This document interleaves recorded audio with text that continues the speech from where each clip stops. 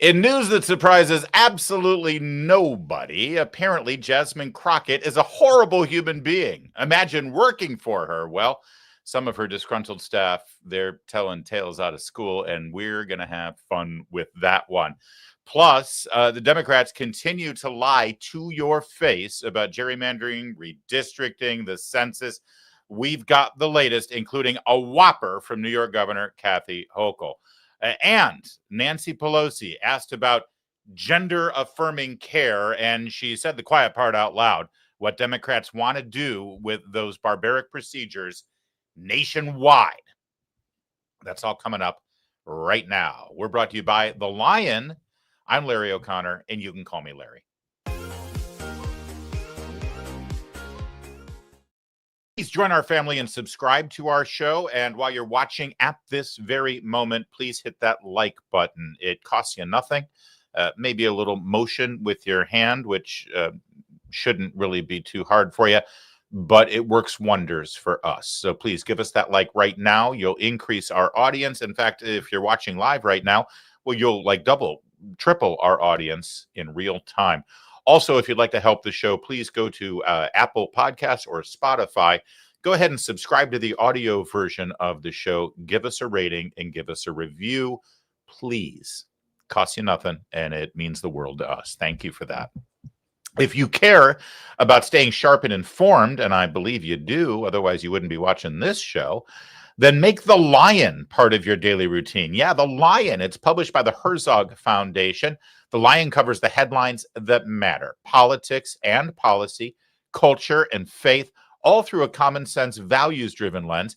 It's the kind of journalism that goes beyond the surface, offering the context and clarity today's news demands. Whether you're tracking big national stories or want to know what's happening in schools, state houses, and communities across the country, The Lion delivers smart, well-sourced reporting you're not going to find anywhere else. So go to readlion.com, and while you're there, you got to subscribe to their daily and weekly newsletters. They're invaluable. Readlion.com, news that informs and respects your worldview. Now, you all know Jasmine Crockett, right? I mean, we've been clear about our concerns with the whole redistricting thing in Texas. Jasmine Crockett's district must be protected at all costs. I don't know what we'd do without this woman. If you don't know who we're talking about, let's give you a quick flashback to Jasmine Crockett, the good woman from Texas, representing her district so perfectly, insanely, and respectfully in the House of Representatives. We're not going to do this. Look, you guys earlier literally just you just voted to do it. Y'all did it first, so you don't want to talk about it. Voted to do it. Order. I'm trying to get clarification. Look, calm down. No, because this is what y'all do. So I'm trying to get Miss clarification. Crockett, you're not recognized. Miss I can't hear Crockett. you with your yelling. Don't want Calm me down. No, Can you please calm don't down? tell me to calm down. Calm down. Because y'all talk Calm noise, down. and then You're out of control. Because if I Look, come, Chairman, if I can come we and send her talk outside to shit take a about break her, for 5 y'all minutes? gonna have a problem. Chairman, There you go.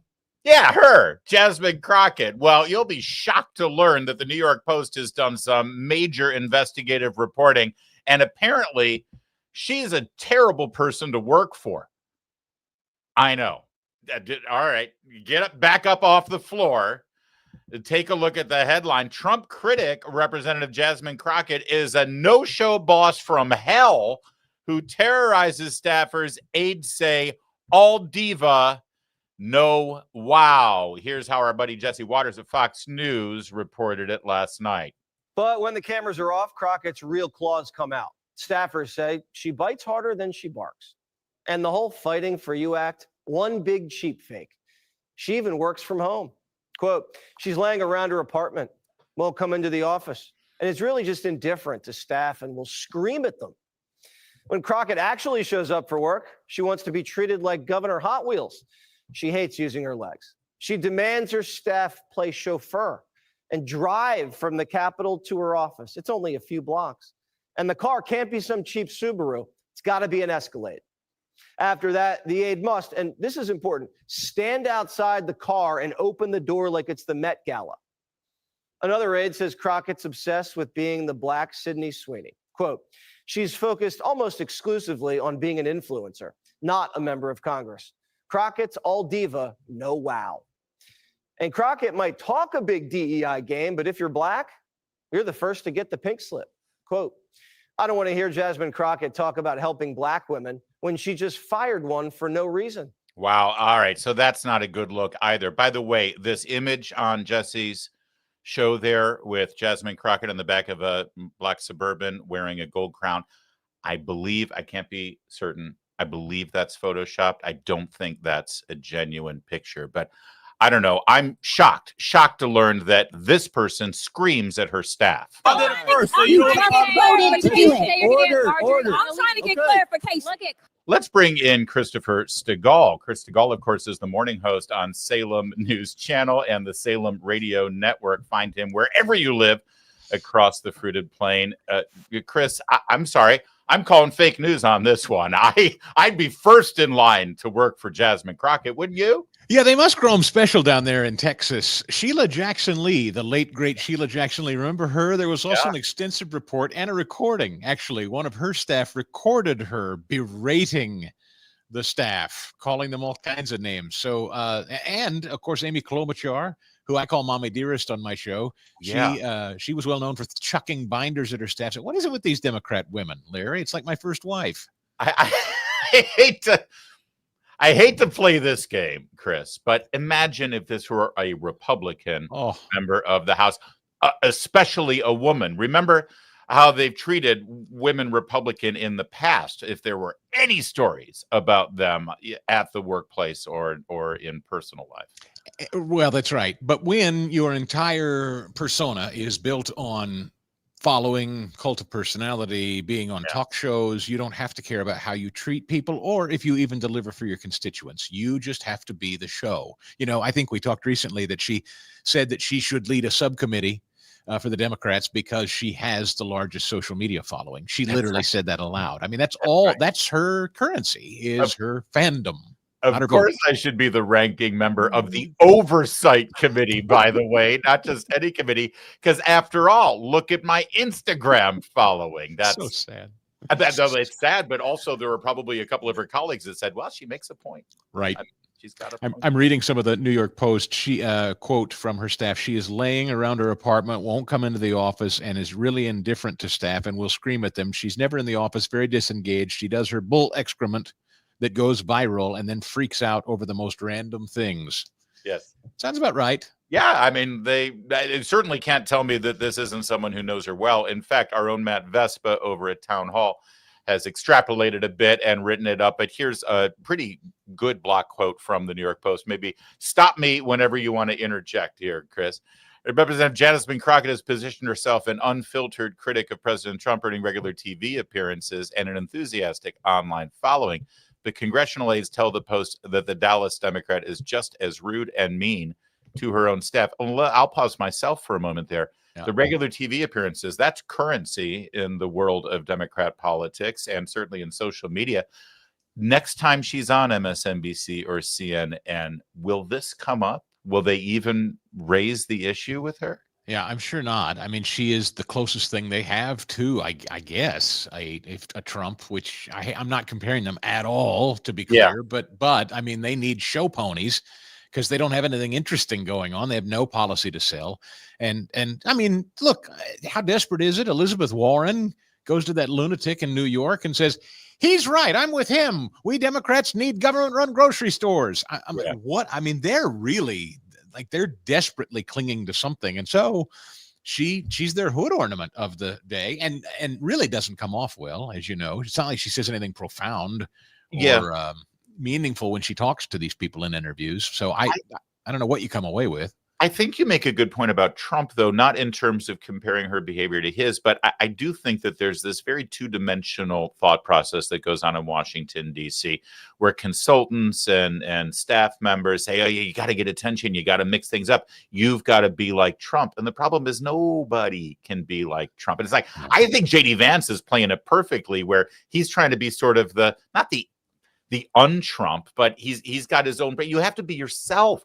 The lesson of Trump is not to be rude and abrasive and obnoxious, because Trump can be like that sometimes because he's a New Yorker. That's right. In his blood. That's how they are. But he's also, it's not like what people like about him is he is brash and blunt and engages when necessary, but that's not him all the time. Right. And Democrats are trying to present this front of fight, fight, fight all the time, not when it's appropriate or not when necessary. You know, like when you get shot at and you're nearly killed. That's when you stand up and go fight, fight, fight, and it's inspirational. When you're just sitting around and screaming, let's fight, for no reason at all, it's a little off-putting. Yes, raising your fist and inspiring everyone to fight after you just survived an assassination attempt. That's right. A little bit. That's the context we need. All right, back to the article. The liberal loudmouth, by the way, I love that the New York Post doesn't hold anything back, rocketed to fame since taking office in January of 23. By the way, that's shocking to me that she's only been around for a little over 2 years. Is that possible? Yeah, that's stunning, actually. Fire antagonist to the Republican president and his allies, but three sources worked with or for Crockett say she's rarely present when TV cameras aren't rolling and terrorizes staff when she does appear. Crockett is not often found at her government-provided suite in the Longworth House office building, with one insider saying she prefers to work from her nearby luxury apartment building, sometimes for weeks on end. And compare that to so many of the Republican members of the House who famously sleep on the sofa in their office because they deliberately don't want to take up residence in the district. What these people know, and I think she probably sees it with AOC, they can make so much money by just looking like the fighting, angry hood ornament that gets media traction. I mean, she'll come out of here fabulously wealthy, much like I'm sure AOC is or has. Yeah. I don't think this is about constituents or truly fighting Trump or Republicans at all. I think this is about elevating a profile and cashing in. And it's an AOC business model that really only other than AOC has she been able to figure it out. Jasmine Crockett, you know, that Cory Booker over in Jersey, just lame, you know, with the saucer eyes screaming and flailing on the Senate floor. It just never works for him. There are a few that can pull it off. So to their credit, I mean, AOC and Jasmine Crockett have pulled it off, but I don't know who else is getting it done. But it is what gets attention and is what gets rewarded now. And listen, it's an old axiom that which is rewarded shall be repeated, and that which is punished shall not. She's going to continue doing this, but one of the things I like about your show, Chris Stigall, and yes, I do like a couple of things about your show. Why, thank you. Is the broader cultural issues. I mean, you can take a story like this, but then zoom out a bit and say, what does this mean for normal people, the rest of us trying to make our way through the day? I think most normies see this stuff, and it's a reason why they get turned off and why they're disgusted by all of this.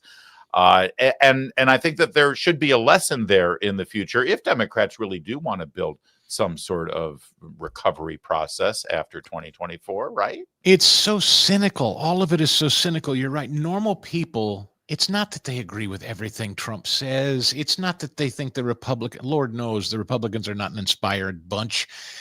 But when these people go on television and they say things like, he's an authoritarian, he's a dictator in training, he's coming after all of us, he's going to put us all in chains.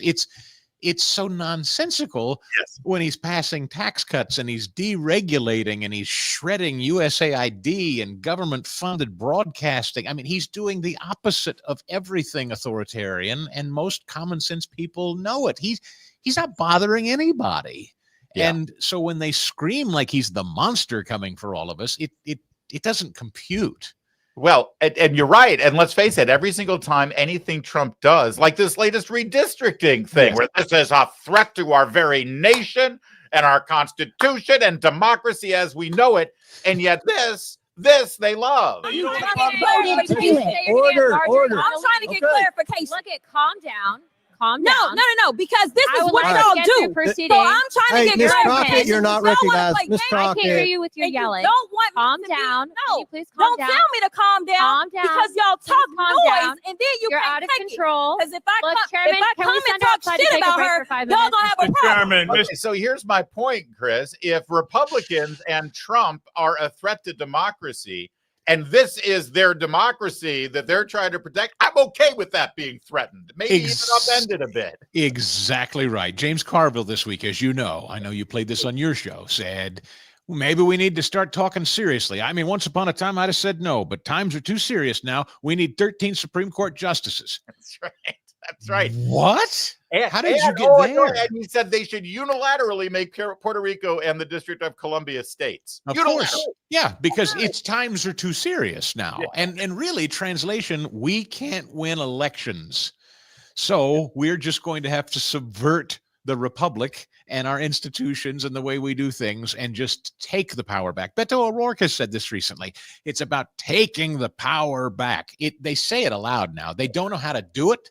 So they actually want to become the authoritarians they tell us Trump is. You're right. And there's another tell in their language. They do say take our power back. They also say this redistricting thing is stealing seats. In other words, they own those seats. They're their seats. They're stealing them. They're not the people's seats. They're the Democrats. All right, back to the article here about our pal Jasmine Crockett. A second source close to Crockett's team added, it's widely known that she's not nice to staff and just not a really dedicated member focused on constituents. She's focused almost exclusively on being an influencer, not a member of Congress. Third source, as Jesse Waters said, all diva, no wow. When Crockett does show up for work on Capitol Hill, often to attend a committee hearing where she deploys a made-for-social media attack on Trump, as we just saw, she prefers to have a staff member drive her the short distance to her office in a rented car rather than the staffer's own, a cheaper option commonly used by lawmakers. So she doesn't actually show up to the office to do any work. She only shows up if the cameras are going to be on, literally. And you live in D.C., so you can confirm this. I visited a few times and made the walk. She demands to be driven from the Longworth House office building to the chambers because there's an underground tunnel where they can even take a little tram if they don't want to walk the short distance. Am I hearing that right? It's from her apartment, which because she doesn't go into the office unless there's a committee hearing. And most of the hearing rooms are in Longworth or Cannon. So it's really from the apartment, which I believe, to be fair, is 2 blocks away. Well, I mean, what is she, an animal? Exactly. She's not one of the rabble. That's for staffers to walk like that.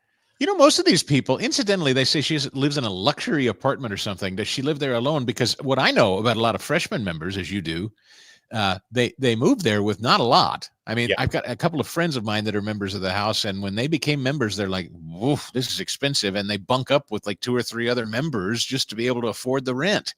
Yeah. She's living there alone in My DC? understanding is she's got some bucks from her previous life before she became a member of Congress. Don't forget, she was first hired by a law firm because she was black. She literally bragged about that. She said, you should hire me because I'm black. So. And she most recently told the Texas legislature that that's exactly why they should fight the redistricting, because not enough black voices and faces are being represented, which, of course, is the Supreme Court ruling. The whole reason Texas is doing this, as you know, is because they're districting the thing based on race, which you're not supposed to do. And she's fully for it. But there's nothing wrong with districting based on party affiliation. That's a tale as old as time. Honestly, it predates slavery in this country, but race, that actually probably is illegal, if not unconstitutional. So how does this end for Jasmine Crockett? She's already mentioned in an interview that she's already planning her exit strategy. She's got bigger fish to fry. I think that means running for higher office, or maybe, the real road to wealth is starting your own podcast. Maybe that's the plan. Well, what'd she think about Israel first? That's what we'll need to know there. Why do we have to always end each segment the same way? Stop that. I'm sorry. I don't know what you're talking about. My question is, will she run for Senate? See, I don't want her to go away. I need her. Yeah. I need her in elected office. It's a big part of our content here. It's Texas, right? So she'd have to take on Ted Cruz or whomever sorts it out between Cornyn and Paxton. Right. In fact, I don't know who's running for the Democrats. I only know because it seems like whoever wins the primary between Paxton and Cornyn is going to be the one. I don't know what that maybe that's it. It's up in 28. Senator Jasmine Crockett. I don't dare speak for Texans, but if Texas elects that woman statewide, Might be time to pack our things. Chris, if there's one thing I've learned in my time in broadcasting and in D.C. in the world of politics, you don't mess with Texas. You don't. And everything's bigger, as I think you do know. Well, certainly the eyelashes. Thanks, Chris. Appreciate you joining us. That's Chris Stigall, boys and girls. Keep your eye on Jasmine Crockett. I would like those employees in her office to actually filing an HR complaint instead of just whispering to the New York Post. Of course, the problem is Democrats in the House of Representatives exempt themselves from the same abusive laws that you and I have to deal with on the job. They're exempt from any HR complaints, so I guess they're going to get away with it. Or if she does get found to be an abusive employee in the House of Representatives, they've got their own slush fund there of your dollars to pay off anyone who's making a complaint. It's good to be a Democrat on Capitol Hill.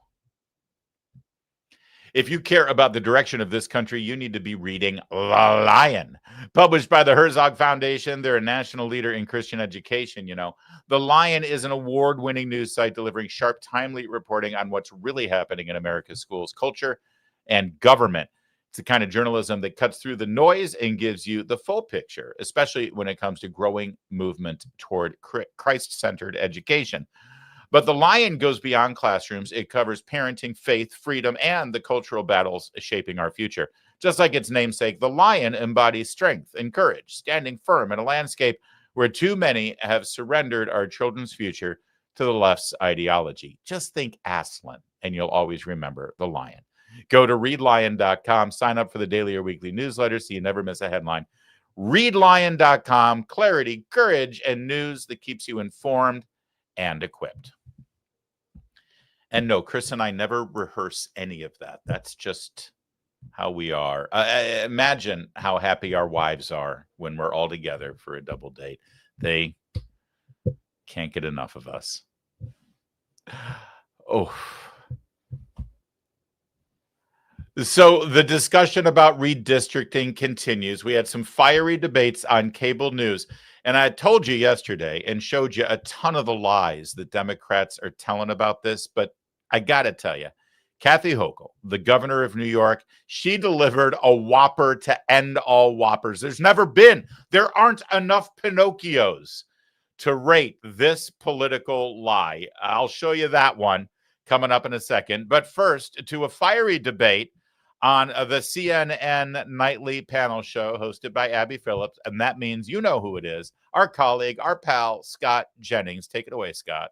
Reapportion everything right now? What's he doing?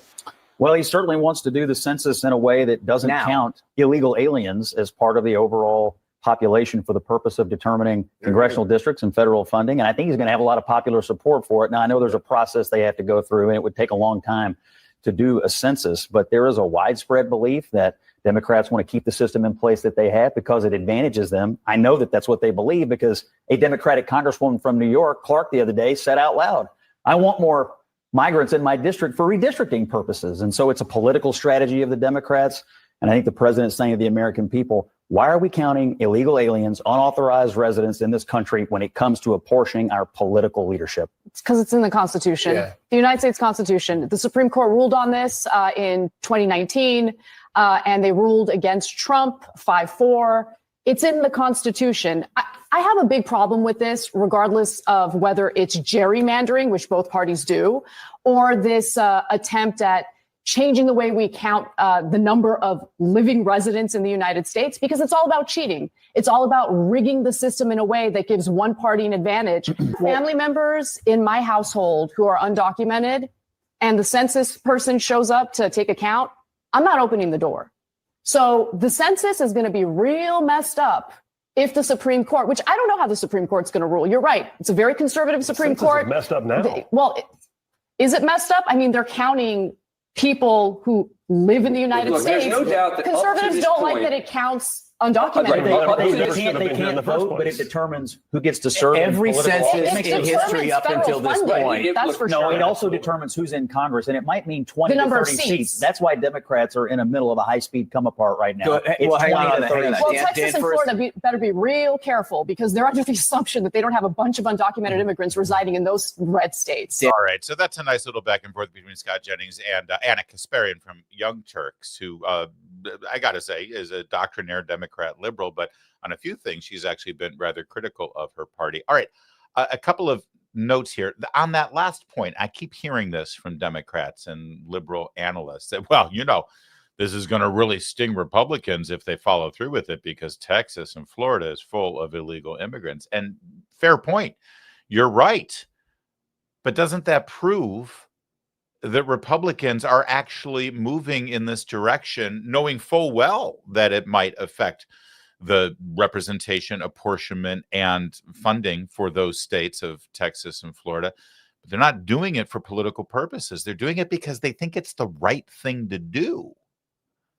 And in terms of the language of the Constitution and how they've ruled on this or not, the last decision that the Supreme Court made on this in 2019 that Kasparian was referring to was whether there should be a citizenship question on the census, not whether illegal immigrants should be counted or not. That's a very different question. And I happen to know for a fact that Saturday and Sunday of this week, Mark Levin is going to be doing his opening monologue specifically on this constitutional question. I'm no constitutional expert, as I proved yesterday, by the way, with the slavery discussion in the apportionment and counting of 1/5. I said 1/5. It's actually 3/5 in the history of that. I get it. I'll stay out of constitutional questions because I'm hardly a constitutional expert. But Mark Levin is. Watch his show this weekend. And if you're watching this after the fact, go ahead and check it out on demand, on replay.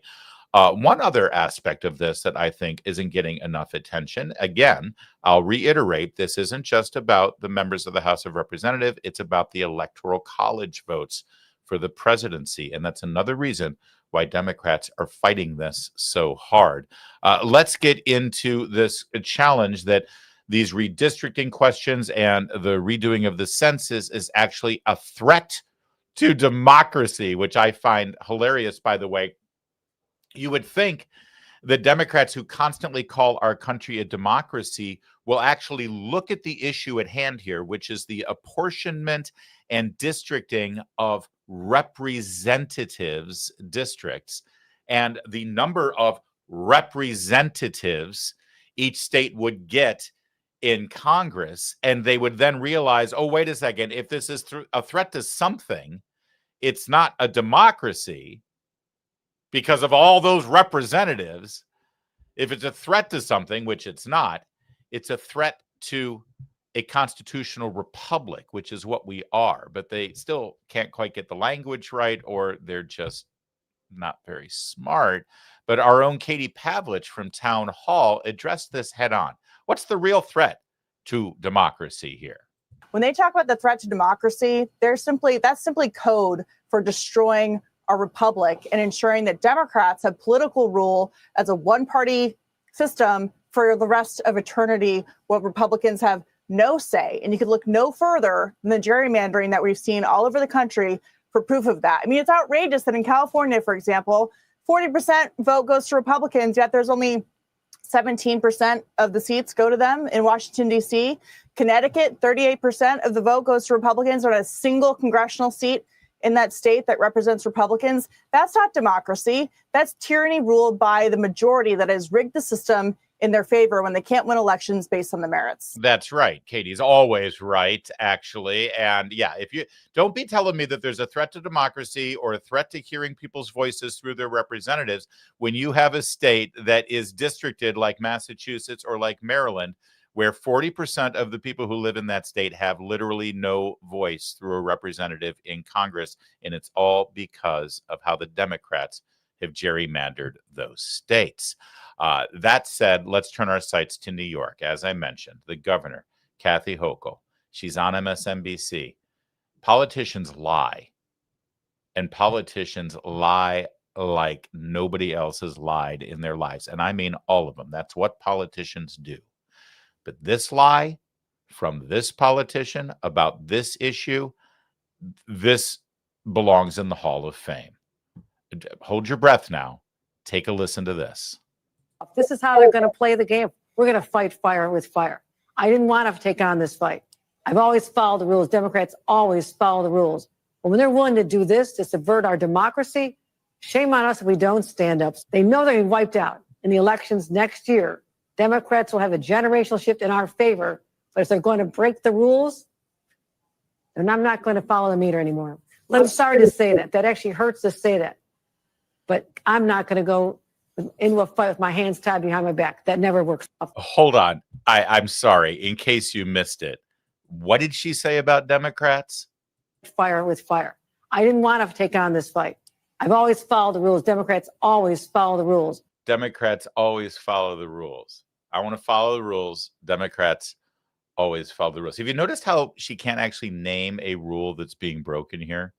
Because no rules are being broken. Republicans are not breaking any rules. But if your definition of breaking a rule is to gerrymander, to favor your political party in a redistricting effort, then I'm sorry, Democrats do. When they're willing to, Democrats do what now? On this fight.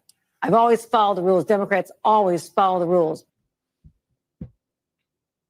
Democrats always follow the rules. I'd like to introduce Governor Kathy Hochul to a person I like to call Governor Kathy Hochul. And I would like to remind Governor Kathy Hochul about redistricting in a state called New York, her state.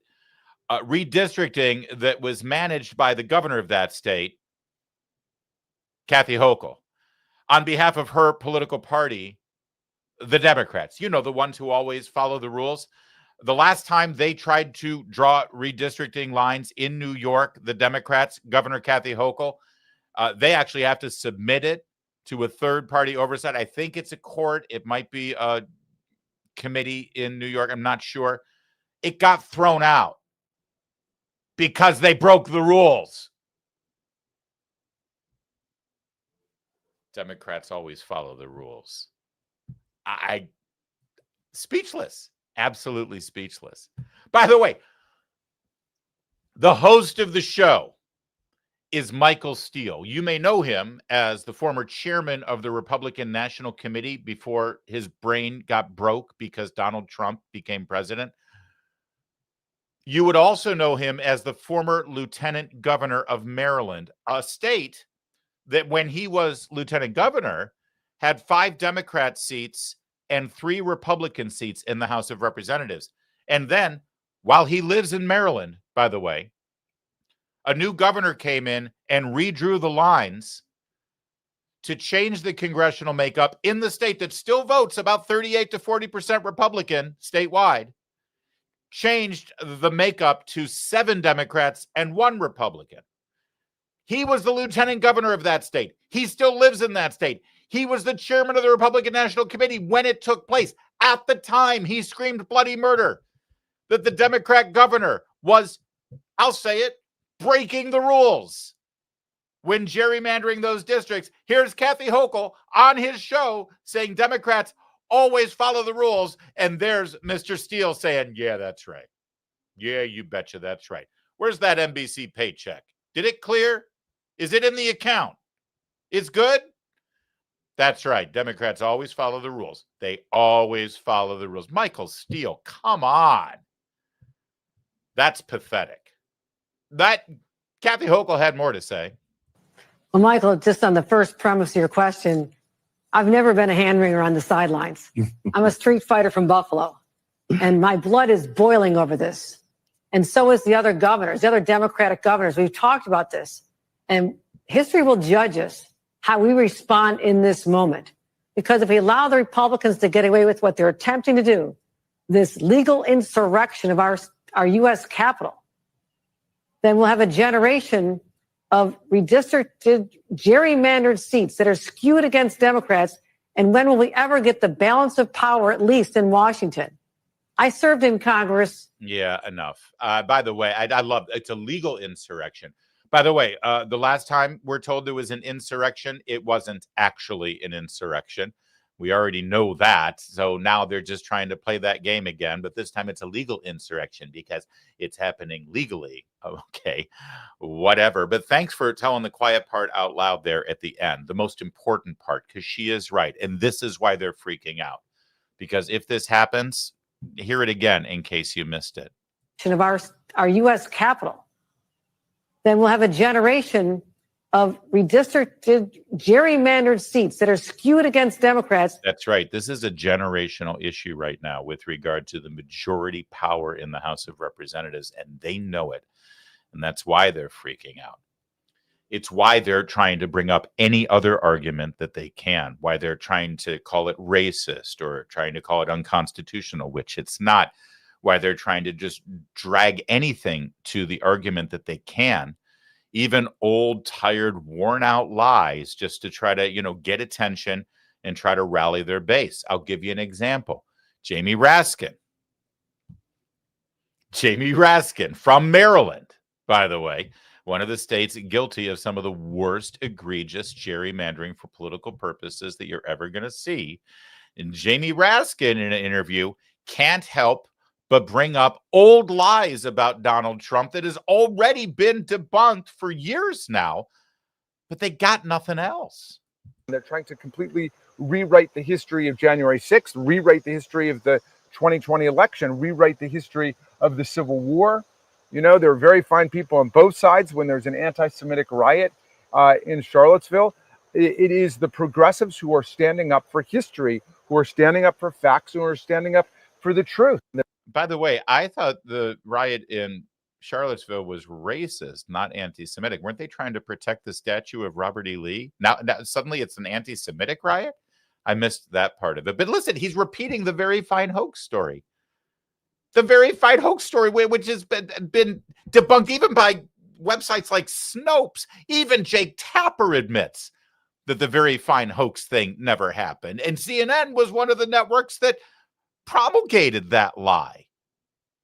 But here's Jamie Raskin singing from the songbook, baby. We just got to throw it all out there. Look at all of this stuff. Don't you remember that you hate Trump? Has people forgotten? Yes, people have forgotten because it was all based on a lie. Also, is he standing in a hole? Is he really that? Oh, yes, he is, actually. He was behind me in line for a baseball game back in June, and he is a dinky little man. Okay.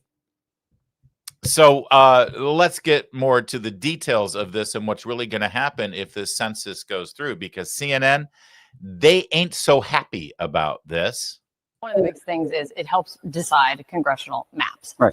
Does this have everything to do with redistricting? Well, it does. In fact, we know the 2020 census, the errors were almost always to the detriment of red states. Blue states like Rhode Island. Do we know that? We do know that. The Census Bureau's own audit of its work has proven that. Blue states like Rhode Island were overcounted. Rhode Island then didn't lose a seat. Red states like Alabama were undercounted. Listen, this is just a fact. It wasn't all red-blue, but it was disproportionately red-blue. Disproportionately, like 10-1, by the way. You know that because you watched our show yesterday. Viewers of this program already know that the old census, by the Census Bureau's own admission in 2020, was wrong. And it was wrong overwhelmingly on behalf of blue states, helping them and hurting red states. That means that the 2024 presidential election, should the states had been apportioned properly for their congressional representation, Trump's electoral victory would have been even bigger than it was. But my favorite part of this is the CNN host, because, of course, she doesn't watch this show. She should, but she is a news anchor. Her job is the news. She's doing a segment on the census, and she doesn't know the facts. She doesn't know the truth. One of the big things is it helps decide congressional maps. Right. Does this have everything to do with redistricting? Well, it does. In fact, we know the 2020 census, the errors were almost always to the detriment of red states. Blue states like Rhode Island. Do we know that? We do know that. I love it. Wait, do we know that? Are you sure? Isn't that just a right-wing talking point? Where'd you get that? Where'd you get that from? That Larry at Town Hall? That can't be true. No, it is true. It's a fact. It's available to anyone who wants to look at it. She's a news anchor. Aren't you glad you watch our show? All right. The debate continued later in the evening on CNN, and it was Scott Jennings once again to the rescue. I will just say Republicans right now are trying to recruit and give bonuses to people who want to serve in ICE. And Democrats right now and people on the left are encouraging violence against people who want to serve in ICE. They are? And are putting them in harm's way every day. How so exactly? The two parties and how they're treating ICE agents right now, I think Republicans embracing recruitment of ICE and Democrats encouraging violence. So we're just going to make a declarative statement like that without providing a single shred of evidence. You have not seen the myriad stories of ICE agents. Okay, Democrats every day are calling them the Gestapo. Do you think that helps or hurts? Well, they do act like Gestapo when now they're showing up. Now you're doing well, they are. I If they're just showing up. I assume you condone the violence. Penske trucks. Do you condone the violence? Home Depot. Listen, I don't want my tax dollars going to that garbage. Okay, those people do not deserve to be treated that way simply because they might be undocumented. Do the ICE agents deserve to be having violent acts committed, rocks thrown at them? No, they don't. They don't. Kill and them? those people who do that get arrested, and they should be arrested. And why don't they doing that? Because they've been told the ICE agents are Gestapo. Have you considered the fact that in a city like Los Angeles that has a massive immigrant community, when they see their mothers or fathers or family members rounded up, that leads to a lot of rage and they retaliate? I'm not saying they should. That is criminal. They should not assault a police officer. Let me just tell you something. Someone messes with my family, I get violent.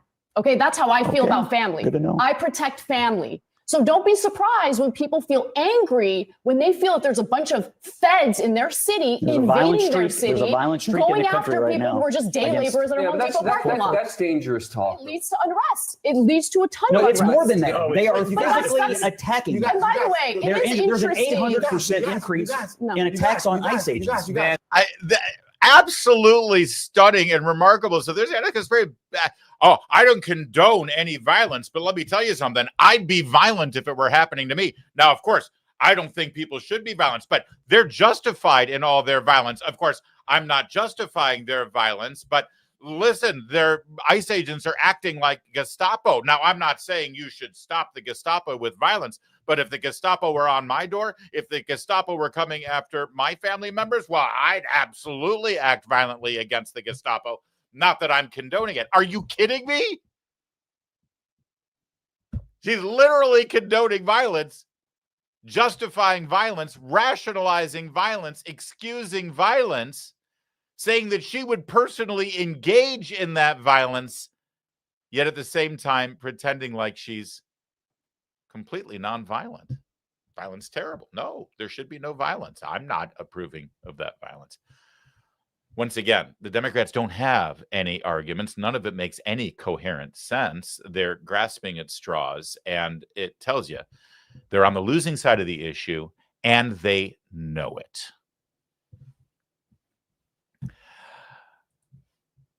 If you care about staying sharp and informed, please make The Lion part of your daily routine. They're published by the Herzog Foundation. The Lion covers the headlines that matter, from politics and policy to culture and faith, all through a common sense, values-driven lens. It's the kind of journalism that goes beyond the surface, offering the context and clarity today's news demands. Now, whether you're tracking big national stories or you want to know what's happening in school, state houses, and communities across the country, well, The Lion delivers smart, well-sourced reporting you're not going to find anywhere else. Visit readlion.com. Catch up on the latest must-read stories and sign up for The Lion's daily and weekly newsletters while you're there. That's readlion.com. News that informs and respects your worldview. Well, we have a huge story that broke this week that isn't getting a whole lot of attention, but, well, we specialize in delivering news that doesn't get a whole lot of attention elsewhere. Take a look at this. Secretary of Health and Human Services, Robert F. Kennedy Jr., announced that the federal government, through HHS, will totally ban Medicaid and Medicare funds from going to hospitals and institutions who conduct transgender operations for minors. As Eric Doherty said, it's ending. Trans ideology will no longer be subsidized.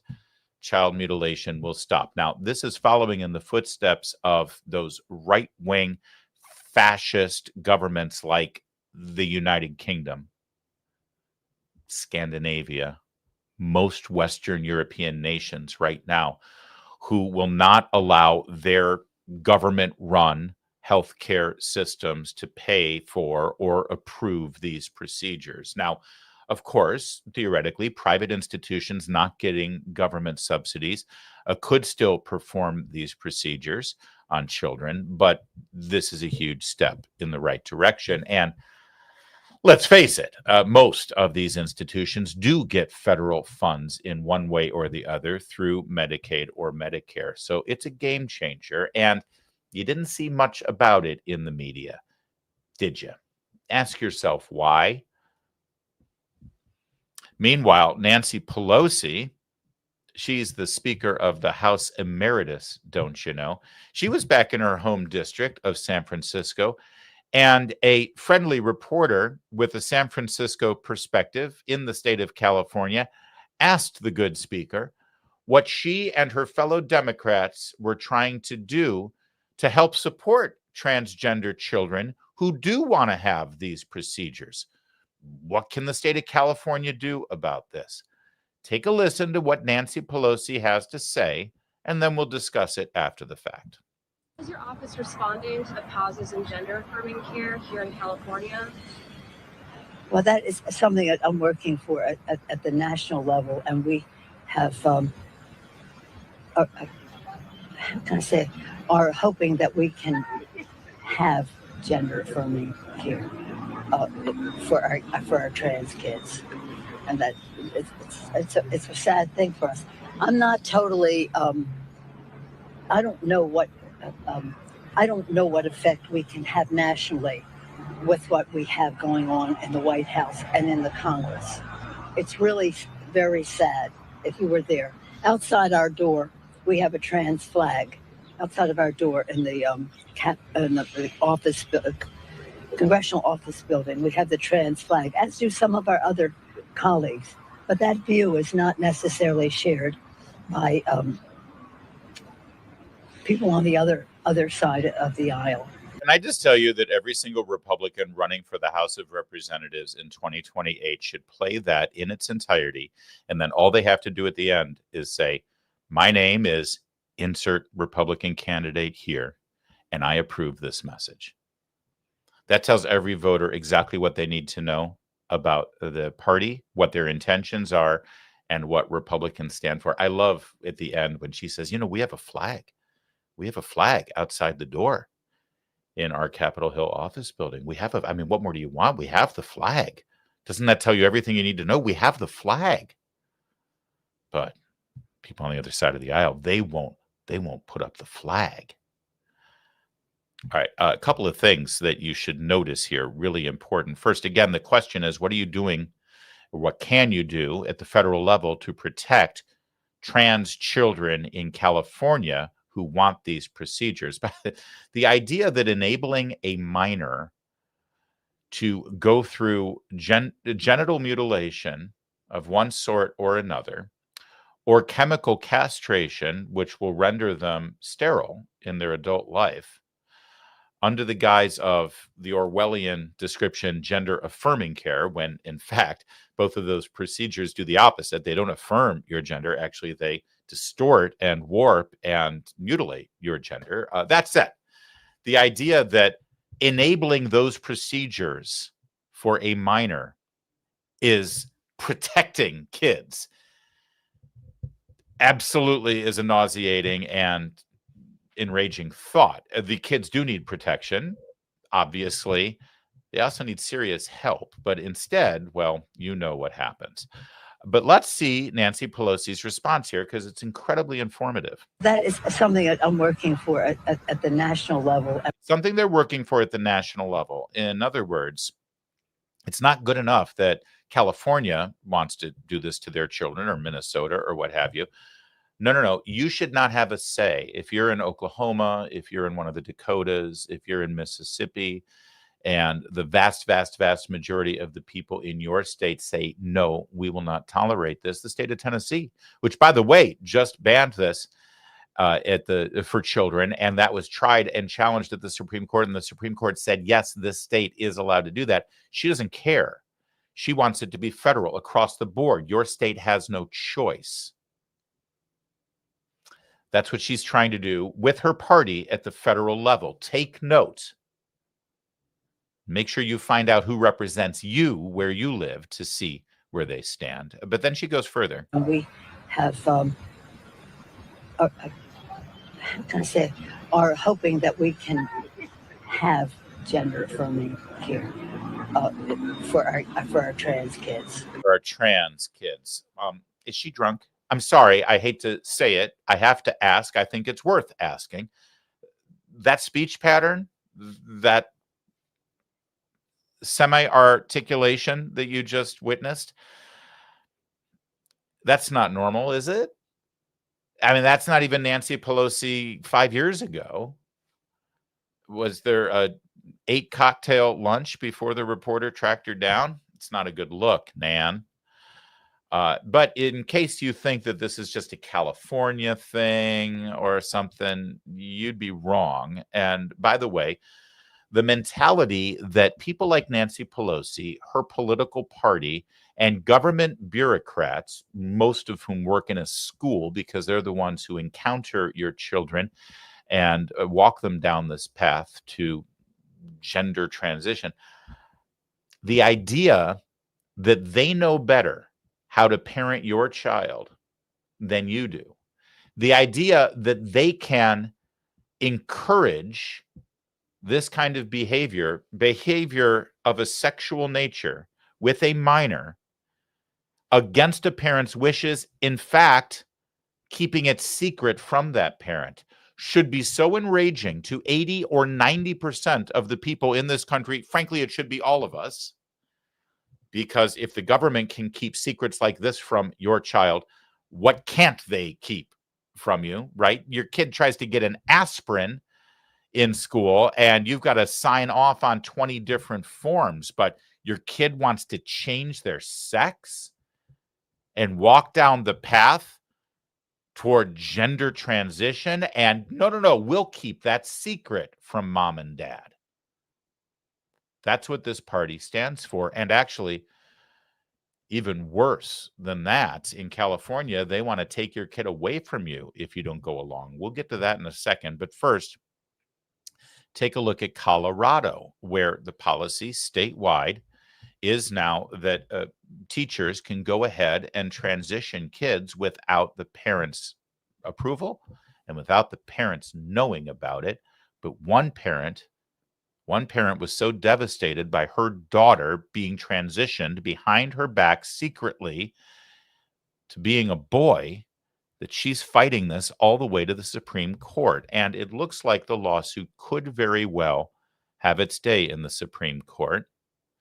The school district secretly transitioned tween girls. It's now been added, this lawsuit, to the Supreme Court docket. Now, that doesn't mean that officially it will be heard, but it's one step closer to being heard in the next session, and I sure hope it will be. I want you to meet this woman. Her name is Erin Lee on social media. She is Erin for Parents, I believe, and she tells the story of what happened to her daughter. Pay close attention and make sure you share this with all your friends, because I guarantee you it could very well be happening in your kids' school as we speak. One day, her trusted art and homeroom teacher invited her to stay after school for art club. So she texted us and we gave our permission. Of course, you can stay for art club. When she arrived in the classroom that day, she very quickly learned that it was actually GSA art club, or Gender and Sexuality Awareness. And her trusted teacher had invited in an outside presenter to speak with the children. This presenter started with her #1 rule: what you hear in here stays in here. She then brought out flags to describe different umbrella terms or defining words, as she called them, and how people feel under each of the flags. She explained to my daughter that if she is not 100% comfortable in her female body, then she's transgender. She then gave out flags, stickers, bracelets, and what she called the obligatory toys that kids love to collect everywhere I go. She then told the kids that parents aren't safe and that it's okay to lie to them about where they are in order to attend this meeting and also future programming that she holds throughout the community, both online and in person. Some of the programming is actually includes adults. So she's got 12-year-olds in these meetings secretly with adults. She told the kids that she brought out the genderbread activity. I don't know if you've ever seen that before, but the genderbread person activity, which explains that gender and sexuality are on a spectrum and that neither can ever be binary. It explicitly asked the kids who they're sexually attracted to. There was 11, 12, and 13-year-olds in the room when this happened. She doubled down that parents aren't safe, that heterosexuality and monogamy are not normal. And she then proceeded to hand out her personal contact information to the kids, encouraging them to connect with her without their parents' knowledge, by cell phone, by email, and by teen chat platforms like WhatsApp and Discord, where parents can't see the communication. She also sends them invites to her secret meetings through these channels. So this predacious stranger, it turned out, had absolutely no qualifications to be speaking with children about sexuality. She's not a licensed therapist or counselor. She's not a full-time teacher in the district. Her only qualification is that she was a lesbian that didn't have this kind of program when she was a kid. So when we picked our daughter up that day, it was clear on her face that something was incredibly wrong. She was uncomfortable. She had just, had her innocence ripped away in a moment. And she had these trusted adults tell her that parents aren't safe and that she shouldn't tell us what had just happened to her. Are you terrified of that? You should be. And I guarantee you that you either live in a school district or you live adjacent to a school district for where this kind of thing is being advocated for, if not actually occurring. If you live near any major American metropolis run by Democrats, where the school system is run by Democrats, where the teachers union holds sway, this is what's being proposed. And I want to remind you, because that's a hell of a story, but I want to remind you how it all began for Erin Lee's daughter. Listen. One day, her trusted art and homeroom teacher invited her to stay after school for art club. So she texted us and we gave our permission. Of course, you can stay for art club. Art club. Art club. You want to stay for art club? Sure, we'll stay for art club. This is outrageous. And listen, we talk about politics a lot here. We talk about Democrats and Republicans. We talk about Congress and the Senate. We talk about the White House. God knows. We talk about the presidential election last year. It's pretty much all we talked about. And it's important. It's a good story. And it matters. It makes a difference. Can I tell you something? I truly believe in my heart that this makes a bigger difference. Now, who is president and what kind of executive orders and executive actions through the Department of Education, Health and Human Services, and the Justice Department they can enact to either permit or prohibit this kind of behavior, that's important, yes. And thank God Donald Trump and his policies and his party and the team that he's got right now are in place. That's why we started this segment telling you what the Health and Human Services Department is doing now. I assure you it wouldn't be doing that if Kamala Harris had won the election. But let me tell you something. When all is said and done, when it comes to your children, what happens in your house is more important than what happens in the White House. The people who sit on your school board, in many ways, are going to have a bigger, more impactful effect on your life and on the life of your children than the man sitting behind the Resolute desk in Washington, D.C. And how much attention do you pay to your school board elections? Can you name one member of your school board? This is what they're doing. And it's not just California, and it's not just Colorado. This is where we are right now. These are the states right now, as we speak, who are fighting to be just like California. They are fighting to keep these policies safe and legal and ubiquitous, in many cases outside of a parent's approval process, and they want to use your tax dollars to pay for these procedures. Is your state on that list? If it is, maybe you should get involved in this issue. And by the way, for those who aren't watching, for our audio only, here are the states: California, Colorado, Connecticut, Delaware, Illinois, Hawaii, Maine, Maryland, Massachusetts, Michigan, Minnesota, New York, Nevada, New Jersey, New Mexico, Oregon, Pennsylvania, Rhode Island, Washington State, and of course, Washington, D.C. And by the way, I'm sure you picked up on the pattern. Other than Nevada, which should really be looking at this issue, other than Nevada, I believe every single one of those states has a Democrat governor, if not a Democrat governor along with a Democrat majority in their state legislature. If the Virginia election that's about to happen this fall goes the way of Abigail Spanberger and the Democrats, add Virginia to the list. Guaranteed. But if your state is at the top of that list, California, and based on the demographic analysis we do of this show, I'm guessing for a lot of you, you do live in California, and I appreciate you watching and listening. Well, there's something else going on in Sacramento that you need to be really careful about. Our own Sarah Arnold wrote the tip sheet this week at Town Hall. California Democrats push radical guardianship bill that sidelines parents. Guardianship? California lawmakers are pushing forward with AB 495, a dangerous bill that would allow virtually any adult to take legal responsibility for someone else's child without court oversight, without background checks, or even the parent's consent. It's called the Family Preparedness Plan. The legislation is being marketed as a compassionate fix for immigration-related disruptions. Under AB 495, any loosely affiliated adult, neighbor, church volunteer, even a distant acquaintance could be given the authority to enroll kids in school, approve medical procedures, and make decisions usually reserved for a legal guardian. No judge would have to approve it. No agency would have to vet it.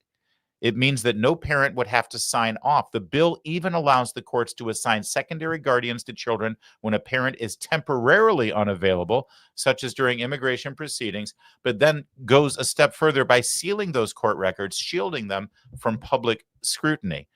But it's even worse. Daycare centers would be forced to adopt state-approved anti-cooperation policies with immigration enforcement, effectively turning preschools and childcare facilities into sanctuary zones, even if it puts the child or others at risk. The legislation empowers the state and unvetted adults while marginalizing parents. California Family Council described it as a kidnapper's dream, because under the law, someone dangerous could gain legal authority over a child through a simple affidavit with no questions asked. It's just the latest example of the left's war on the family. It was introduced by Assembly member Celeste Rodriguez in February, and it's moved swiftly through legislation. On June 3rd, it got a 62-7 vote because of one-party rule and Democrat dominance in Sacramento. And just think, if you're a pedophile, just think if you're a groomer, just think how that law can be abused, and the children abused by extension, with the very loose, very lax transgender policies that California has in place for children. This is a nightmare, and it keeps getting worse. I hope you're paying attention, and I hope if you're on that list, you're doing something about it. And if you're not on that list and you live in a state that's free of that, I hope to God you're doing whatever you can to make sure that the party who supports this and celebrates this does not get any further along with your state's representation in Washington, D.C., because you heard it from Nancy Pelosi herself as she was slurring her way through that interview. This is what she and her party want to do nationally. So even if you're in a safe state right now, if Nancy has her way with the Democrats, it won't matter. It'll be federal law. And then what you going to do? All right, you guys, thank you so much for watching our Friday show. Appreciate it. Let's get to your super chats, because I gotta go to a conference. First, we start with Rumble. Arthur Brogdon. We haven't heard from you in a while, Arthur. Thank you for the $3 super chat. We appreciate it. And hello to our growing audience over on Rumble. Thank you for that. I'm just sorry that we can't interface your oh, is that message from Arthur Brogdon, Kevin? Oh, it's an additional $5 super chat. Wanted to remind me that Fairfax County, Virginia school officials funded abortions without parental notice. I've seen that story. It has been reported. It looks to be legit. Fairfax County Public Schools, they say they're investigating it. I'm covering it on my morning show in Washington, D.C., and we are pursuing it. And it's not only did they gave permission, they kept it a secret from the parents, and it appears as though they funded it as well. We're looking into that, I assure you. All right, let's get to your other super chats, please. God's best friend. Hello, God's best friend. £2 super chat. By the way, I am Israel first, Britain, Hamastan last. Good. Well done, sir. Me too. You and me both, although I'm not British first. You know what I mean. All right. Thank you for that. Angela, $2 super chat. Did Meredith make you dress and shave today? Yes and no. She was done with the scruff. She likes it when I wear my vacation shirts. That sparked joy for her, actually. But I'm heading right after the show to downtown D.C. to participate in this week's College Leadership Conference for Young America's Foundation. In fact, watch the live stream at YAF's YouTube account. I'm interviewing, I'm interviewing great YouTubers who talk about film in Hollywood. Critical Drinker. Thank you, Critical Drinker. I'm like blanking out on their names. Really cool guys. And we're talking about how Hollywood has gone woke and ruined all your favorite franchises. And we're going to talk about Gina Carano winning her lawsuit today. But it's going to be a great panel. Check it out. It's the YAF channel on YouTube. Thank you for that. God's best friend, £2 super. Reed District Gaza. Yeah, exactly. We know who would represent. Angela with the $2. Angela's got a new picture there. I don't know of a rule or law lion Democrats follow. Oh, I know. Hochul. Democrats always follow the rules. Oh, thank you, Angela. Things Matter for $5 super chat. Thanks, Things Matter. My dog and I watch your show together. What kind of dog? Hey, doggy. Hey, speak. Down. I still work from home. She's getting old, but loves hearing her name. Say hello if you can. Oh, here we go. Kelly. Hey, Kelly. What are you doing? Who's a good girl? Who's a good girl, Kelly? Right, there you go. You're welcome. The things I'll do for a $5 super chat. Angela, $5 super chat. Democrats wouldn't know truth if it was a snake and jumped up to bite them, or they're lying arses. Pardon the Irish. It's fine, Angela. You can lie like an Irishman any day. God's best friend with a £5 super chat. Raskin got caught taking peacefully out of Trump's speech. Why isn't he in jail? Remind me. Oh, because he's protected, don't you know, by Congress's own rules. Thank you for that, God's best friend, for that super chat. Angela with another $2 super chat. Is Pelosi drunk or senile? That is a rough video, isn't it? I'm going to give her some slack because the wind is blowing her hairdo up, but yeah, she did not look great in that clip. And Psychological Projections with a £2 super chat. LGBTQA plus exclude cis heteros and demand inclusion. That's a great point. We stand for inclusion, and yet we got nothing for the straight normies. Rick Cassidy with a $1.99 super chat. Dem screaming means their corruption is uncovered.